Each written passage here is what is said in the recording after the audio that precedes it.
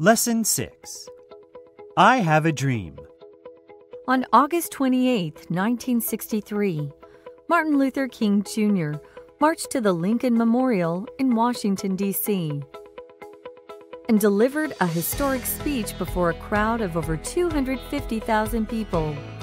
In that speech, King outlined his hopes for the future, a time when racism would end and African Americans would be treated by whites as equals. That speech turned out to be a decisive moment in the civil rights movement. Had Dr. King not made the speech, the United States might not have introduced a series of laws to grant new rights to African Americans within just a few years. I am happy to join with you today in what will go down in history as the greatest demonstration for freedom in the history of our nation. 50 years ago, a great American, in whose symbolic shadow we stand today, signed the Emancipation Proclamation. This momentous decree came as a great beacon light of hope to millions of Negro slaves who had been seared in the flames of withering injustice. It came as a joyous daybreak to end the long night of their captivity. But 100 years later, the Negro still is not free.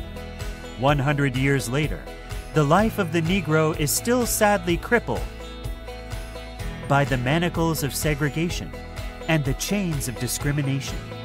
100 years later, the Negro lives on a lonely island of poverty in the midst of a vast ocean of material prosperity. 100 years later, the Negro is still languishing in the corners of American society and finds himself in exile in his own land. And so we've come here today to dramatize a shameful condition. When will you be satisfied? We can never be satisfied. As long as the Negro is the victim of the unspeakable horrors of police brutality. We can never be satisfied as long as our bodies, heavy with the fatigue of travel, cannot gain lodging in the motels of the highways and the hotels of the cities. We cannot be satisfied as long as the Negro's basic mobility is from a smaller ghetto to a larger one. We can never be satisfied as long as our children are stripped of their selfhood and robbed of their dignity by a sign stating, "For whites only." We cannot be satisfied as long as a Negro in Mississippi cannot vote, and a Negro in New York believes he has nothing for which to vote. No, we are not satisfied, and we will not be satisfied until justice rolls down like waters and righteousness like a mighty stream. Let us not wallow in the valley of despair, I say to you today, my friends. And so, even though we face the difficulties of today and tomorrow, I still have a dream. It is a dream deeply rooted in the American dream. I have a dream that one day this nation will rise up and live out the true meaning of its creed. We hold these truths to be self-evident, that all men are created equal. I have a dream that one day on the red hills of Georgia, the sons of former slaves and the sons of former slave owners will be able to sit down together at the table of brotherhood. I have a dream that one day even the state of Mississippi, a state sweltering with the heat of injustice, sweltering with the heat of oppression, will be transformed into an oasis of freedom and justice. I have a dream that my 4 little children will one day live in a nation where they will not be judged by the color of their skin, but by the content of their character. I have a dream today. I have a dream that one day, down in Alabama, with its vicious racists, with its governor having his lips dripping with the words of interposition and nullification, one day, right there in Alabama, little black boys and black girls will be able to join hands with little white boys and white girls as sisters and brothers. I have a dream today.